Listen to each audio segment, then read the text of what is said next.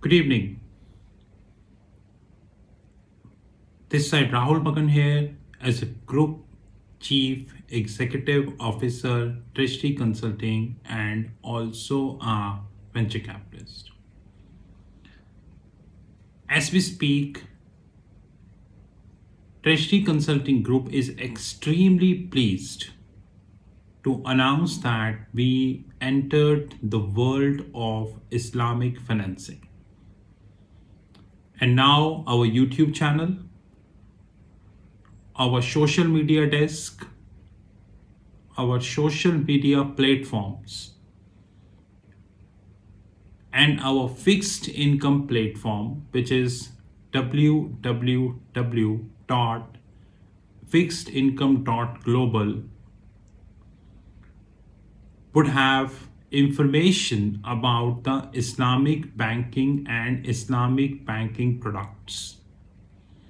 Now, having said that, you understand our credentials in Western banking. In Western banking, we challenged Federal Reserve, European Central Bank, US President Joe Biden, Goldman Sachs, JP Morgan, Citi, Standard Chartered, UBS, Barclays, ANZ, National Australian Bank, NAB, Westpac, and whatnot.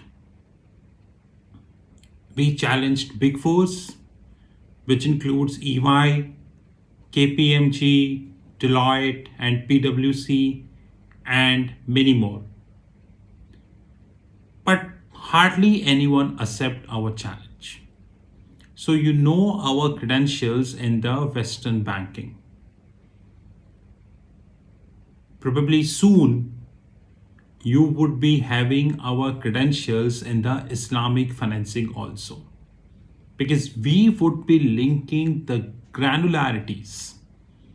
I repeat, the granularities or the key points of the Islamic financing with the actual concepts. Apart from that, as you clearly understand that Treasury Consulting is a multinational hedge fund. And by multinational hedge fund, I mean we operate in FICC category. Now by FICC, I mean fixed income, currencies, and commodities. We take positions in fixed income, currencies, and commodities section. Now we are a multinational hedge fund because we have started taking positions in the US and European equities also. And very soon we would be starting taking positions in the other equities, which includes the Dubai, the Singapore, the Thailand, the Taiwan, and many. So our equity exposure is growing higher every possible day. So would be our commodities and currencies exposure. And like I said many times, I would like to repeat again, we are a proprietary hedge fund. Now by proprietary, I mean none of our positions which we take is backed up by any third party capital. Now, whether it's a private equity, whether it's a hedge fund, or whether it's a banking or a venture debt. So today, if we are taking a position of $100, it is backed up by our own capital. Henceforth, we are a proprietary fund. Maybe tomorrow, if we increase this to $1,000, so I'm giving an example, it would again be backed up by our own capital. Apart from that, we have our trainings platform, which includes the Sheetal Academy. We have our learnings platform. We have our OTT platform over the top, which is TRFX Academy. We have our consulting business, we have our family office desk, we have our pension fund desk, we have our private placement programs, and many more products. In case you wish to have any information, you can WhatsApp on my personal number, which includes +91 9899 242 978, +91 9899 242 978. Alternatively, you can WhatsApp on our back office, which includes +91 9818 485 155, 9818 485 155. In this video, we will be talking a very important structure, which, by the way, is known as dual tranche Sukuk. Have a great time ahead.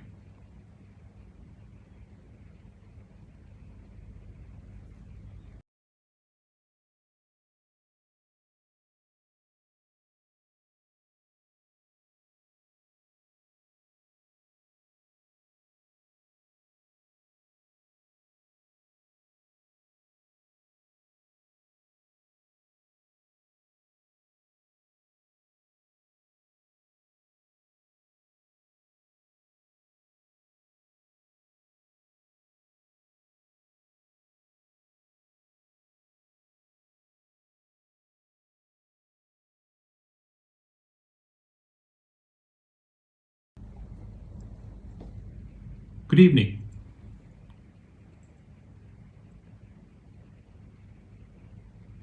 Welcome to our second video in Islamic financing, which is known as dual tranche structures. And here again, I am talking about Sukuk. Like I said, Islamic banking and Western banking have many similarities. But one important edge, I would say, the Western banking holding is the benchmark curves. And unfortunately, this is at a nascent stage in Islamic financing. Probably people not yet thought about that. Because without the benchmark curves, you cannot be at a stage of Western banking. So let's take a simplistic example. What is a benchmark curve? If I speak in a very simple parlance, a benchmark curve is nothing but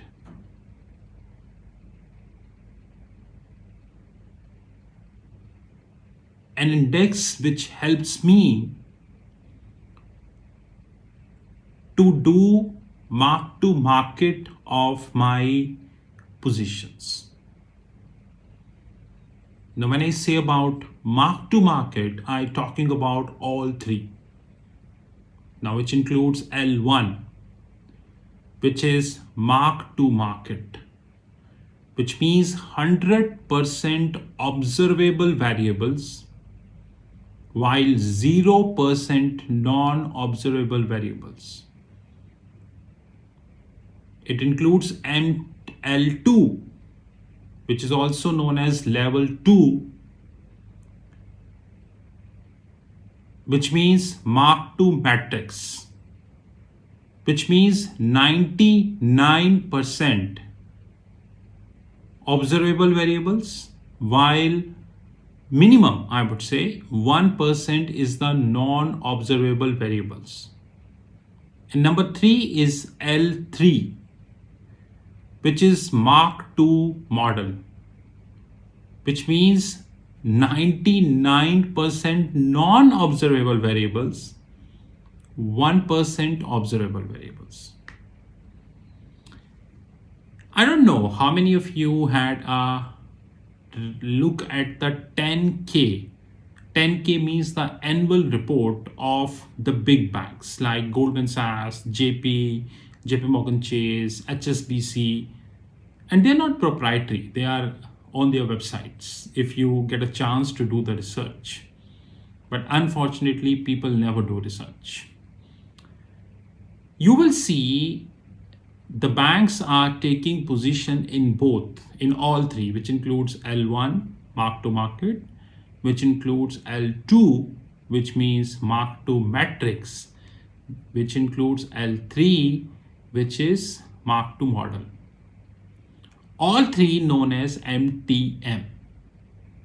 So I repeat, a benchmark curve is nothing but an index which helps you to do MTM of your positions. And that's very quintessential, not essential, quintessential. Because until otherwise, I would repeat, until otherwise, you would be able to do mark to market of your portfolio or MTM, you won't be able to move ahead. There are millions of benchmark curves we have in the world. Now, few important is the GSEC curves. There are 164 as we speak. We have around 164 GSEC curves in the world. We have OIS curves, overnight index swap curves, which cover both asset and liability positions. We have IR curves. IR means interest rate curves. Commodity curves, and huge. So when I speak about benchmark curve, please don't misguide yourself that it only pertains to any specific index.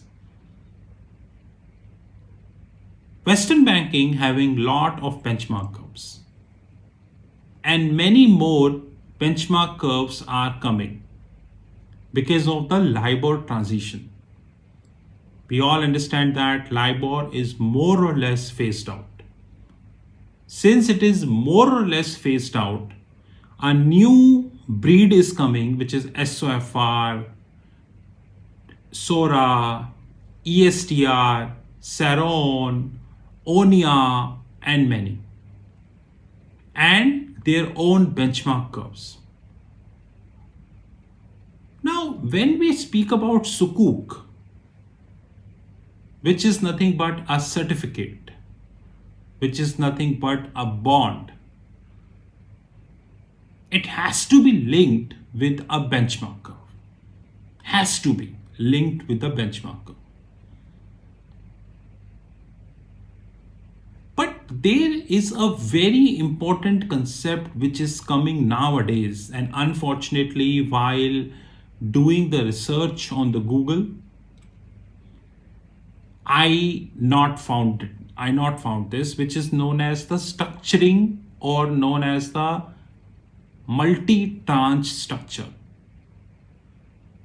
I know that initially I talked about dual tranche, but let me rephrase myself as a multi-tranche structure.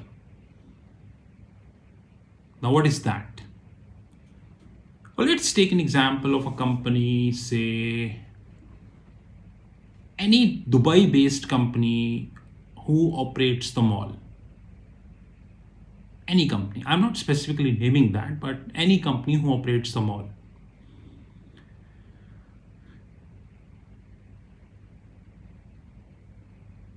They need a huge amount of funding. We can't deny that. Now, how can you get the funding?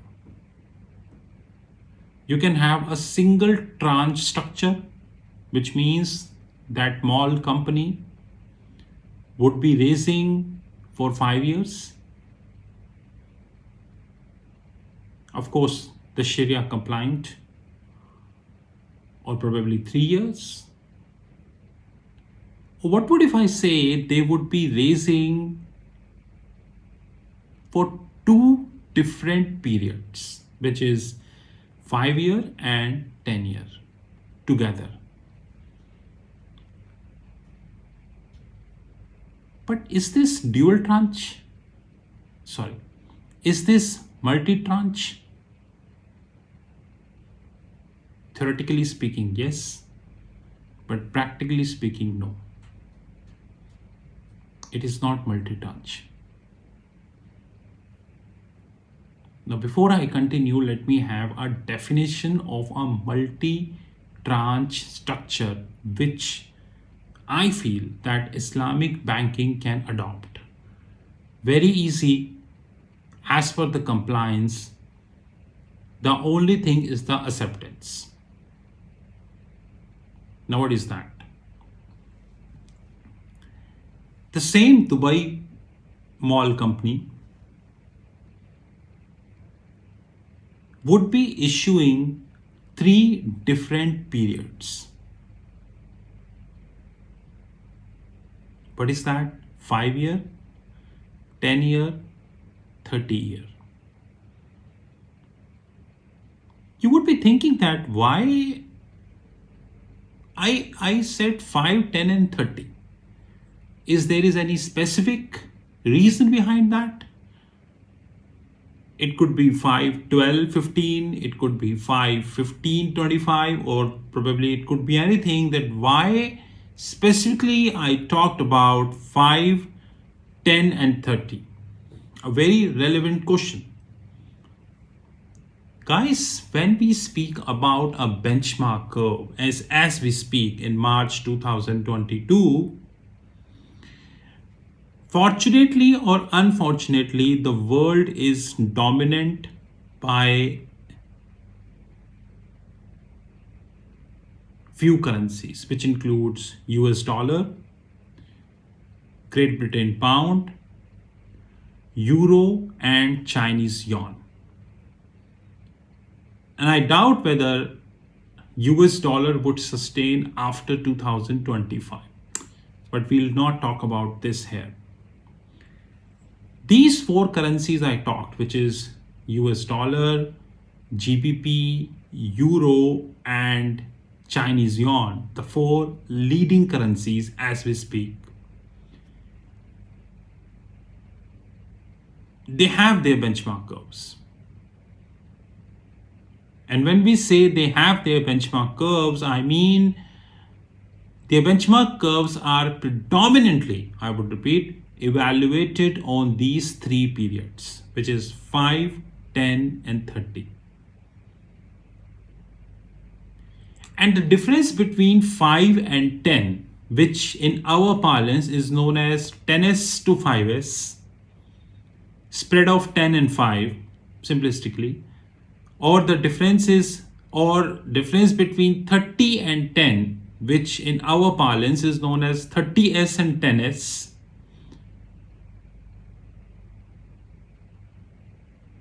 is very quintessential, I would say. The hedge funds, which includes big hedge funds like Goldman Sachs, JP Morgan, PIMCO, Vanguard, BlackRock, Blackstone, and I would say, Janus Henderson and many more, they track these 10s, 5s, they track 30s, 10s, 30s, 5s. We have another 2s and 5s. We'll speak later on that. And the figures which I talked, example 30s and 10s, which is the spread between 30 and 10, I would say, really matters. So that Dubai-based company can have the funding in 3 different tranches, which includes the 5s, the 10s, and 30s. Same company, same funding, 3 periods. But there is a catch. big catch. Is this company specifically talking about a spread? Let's take a simplistic example again. The same Dubai company wished to raise $3 billion US dollars. Would they be giving 1 to 5 years, 1 to 10 years, 1 to 30 years? Or would they be giving 1 to 5 years, 500 million to 10 years, rest 1.5 billion to 30 years? Or would they be giving 500 million to 5 years, 500 million to, I would say, 10 years, and another 2 billion to 30 years? That's a very interesting question. Do not do the idiocy by just dividing it by 3. 1 is to 1 is to 1. Now, this idiocy done by many Einstein, Edisons, and Newtons in the Western banking. And they paid a heavy price of this in their bond portfolios. Sukuk is nothing different from that. Sukuk is nothing but a bond portfolio as per Sharia compliant Islamic banking finance. Plain English. But there is another catch, and that is more tough than we had just, which is known as credit spread. The credit spread you have at 5 year won't be same you have at 10 years. It won't be same you have at 30 years. The common plain logic of the life, as you reach higher side of the curve, I repeat, as you reach higher side of the curve, the credit spread grew. Oh my God. Is this hold true now?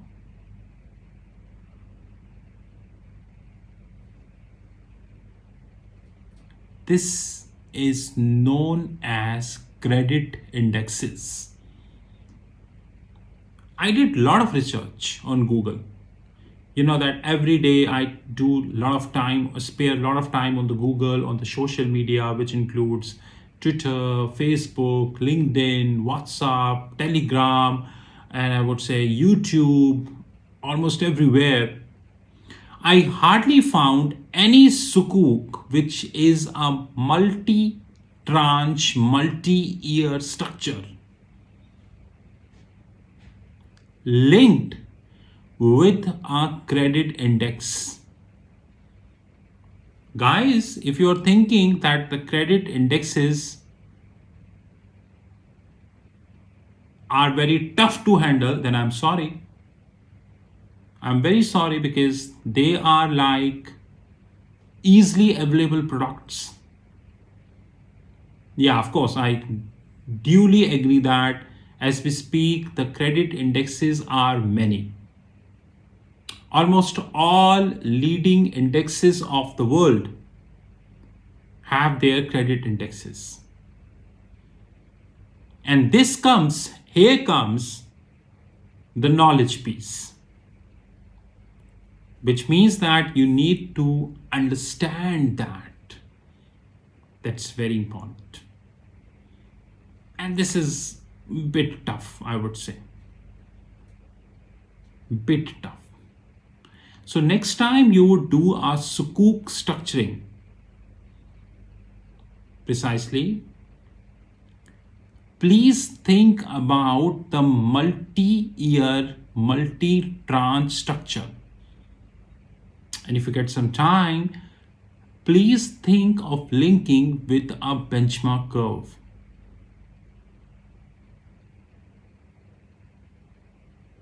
As per RIBA. I repeat, as per RIBA.